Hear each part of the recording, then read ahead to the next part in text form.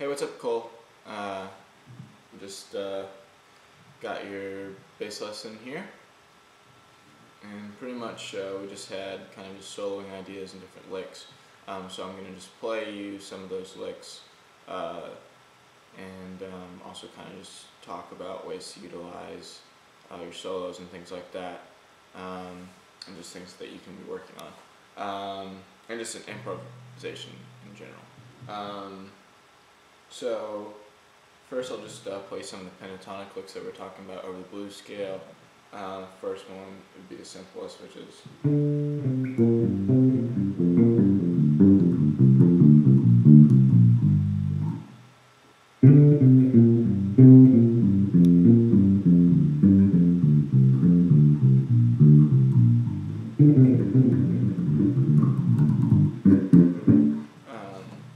so there's that, and then there's also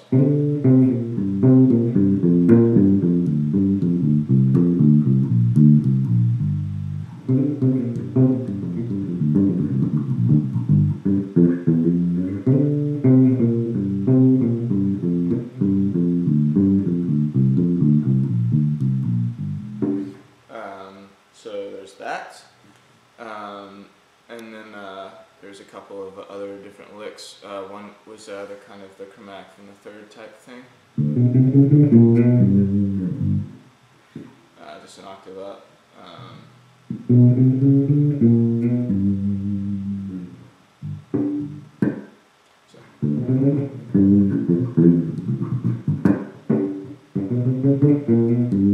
the other one is, that's just, there's some ghost notes in there if you want, or with the ghost notes.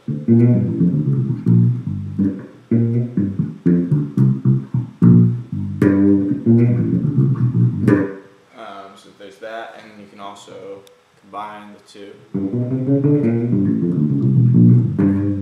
and that's kind of going to talk a little bit more about phrases, and that'd be a phrase, or you could combine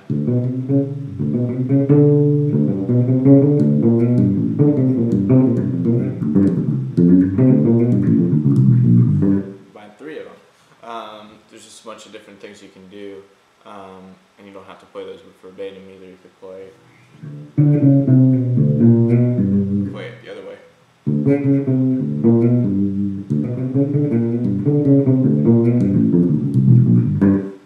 Different things like that, or you could switch up.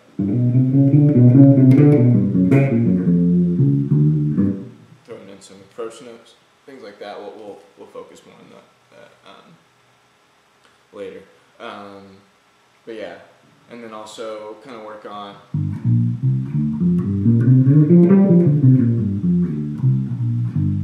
getting up on the octave.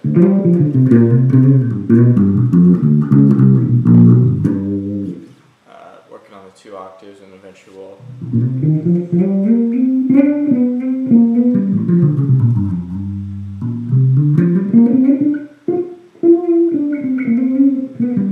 things like that. Just fully utilize that next time we're working on exploring more than that.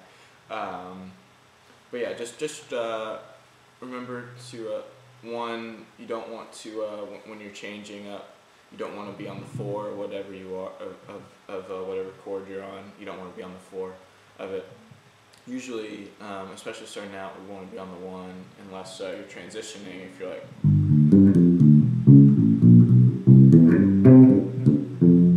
so if you're on the 1,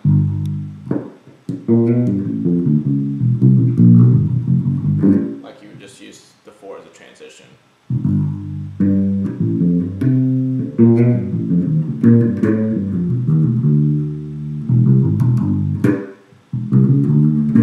Or transition up to the 5, and regardless, but you could play the 5 over the chord and hang on.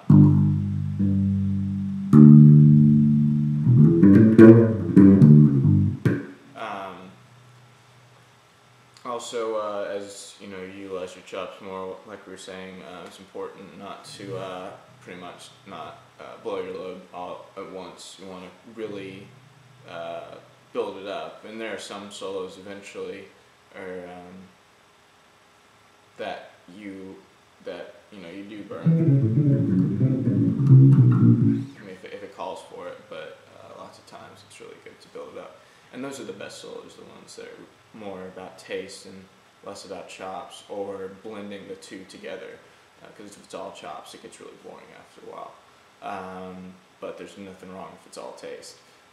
But best is probably a blend of both. But I mean, you can't go wrong with if you're just tasteful either. So yeah, and remember to kind of just really kind of play it in phrases and not so choppy, more just.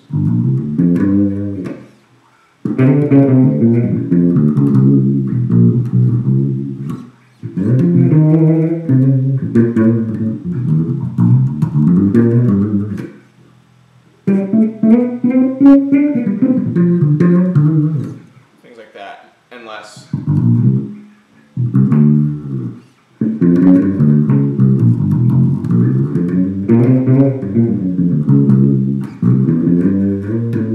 See the difference with that is obviously space, and just also it's just more thought out. Because basically, kind of want to approach a solo like you're saying something. And when you talk, we wouldn't talk like this, because that would sound really weird. You sound like William Shatner if you did that. So it's the same thing with playing a solo. There might be times, if you want to do it for an effect, but that's not the main thing. And the other thing is also just focus on, playing, throwing in some syncopation.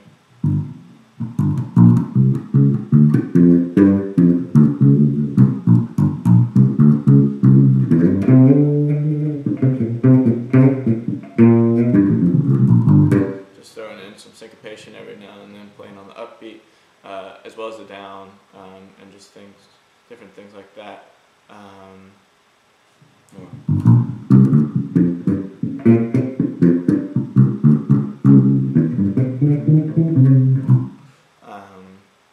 So yeah, those are. I can't think of any other licks or anything else that we've really gone over. So yeah. Be practicing that, and then also be practicing that one, because remember you said that you were working on that, so work on that some more, and then I'll hear your progress on that. I want to see you on, is it the 3rd, I think? The 5th. See you on the 5th. Alright, cool. Well, hope you're having a good holiday, man, and I'll see you soon. Peace.